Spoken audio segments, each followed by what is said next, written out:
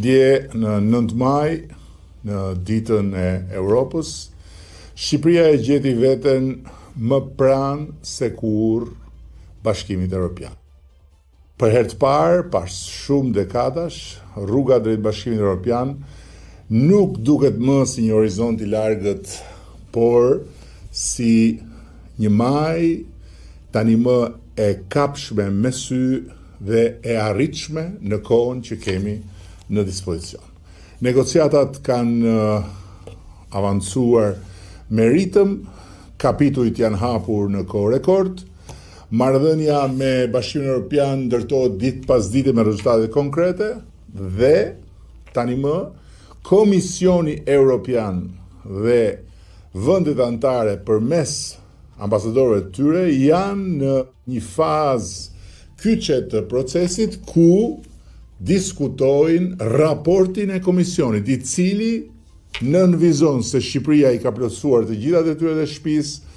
dhe është e gatshme të hyjë në fazën e mbylljes kapitujve duke kaluar përmes piketave të ndërmjetme. Dhe e gjitha kjo nuk ka ardhur rastësisht, ka ardhur me punë, ka ardhur me rezultate, ka ardhur nga një proces transformues që vazhdon në çdo sektor.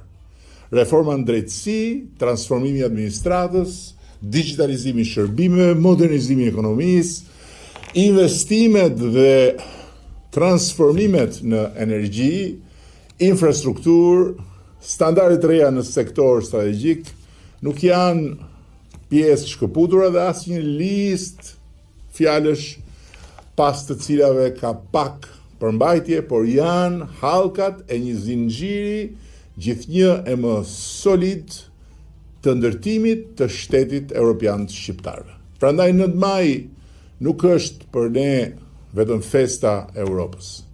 por është edhe momenti kur marrim frymë me një ndjenjë legjitime krenarie dhe